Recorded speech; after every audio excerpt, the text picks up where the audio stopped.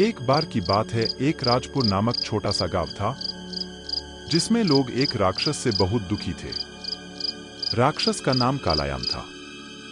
कालायम जब भी आता तो गांव वालों में से किसी को भी उठा ले जाता था और वो कभी लौटकर नहीं आता। जब गांव वाले इससे बहुत परेशान हो गए तो उन्होंने इस पर विचार करने के लिए एक सभा रखी जिसमें सबने अपने विचार रखे।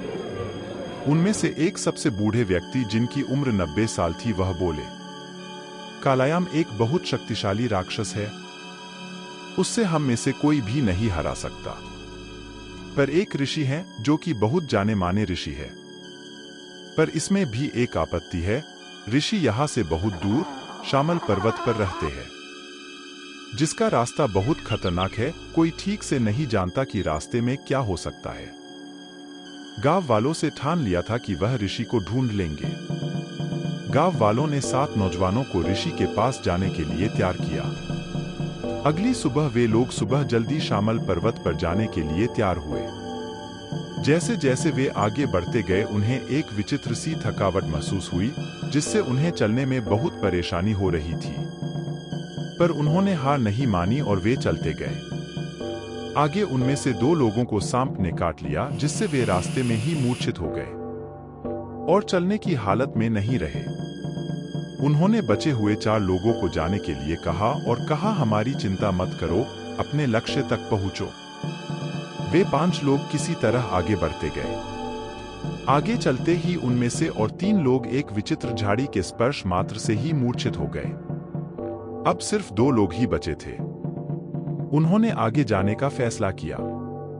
रास्ते में चलते घना कोहरा पड़ने लगा पर उन्होंने फिर भी हार नहीं मानी। जैसे तैसे वे एक कुटिया के पास पहुंचे जहां उन्हें वे ऋषि दिखाई दिए। उन्होंने अपनी सारी व्यथा ऋषि को सुनाई। ऋषि ने उनके साथ उनके गांव जाने का फैसला किया और रास्ते में उनके साथ वाले लोग जो मूर्छित अवस्था में थे उनको भी अपनी विद्या से स्वस्थ कर दिया। जैसे ही वे गांव पहुंचे, सबने ऋषि को प्रणाम किया और उनका स्वागत किया और उनको भोजन कराया।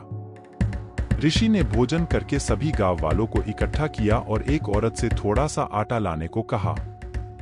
ऋषि ने थोड़ा सा आटा हाथ में लेकर उसमें कुछ मंत्र पढ़े और सभी गांव वालों के चारों ओर एक लकीर खींच दी। उसके ठीक बाद राक्षस की गर्जना हुई। सभी गांव वाले डर गए, पर ऋषि ने उन्हें हिम्मत रखने को कहा। राक्षस जैसे ही लकीर को छुआ वो वही भस्म हो गया।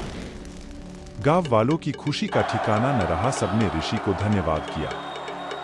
ऋषि भी अपने रास्ते चल दिए और सभी गांव वाले फिर से खुशीपूर्वक रहने लगे।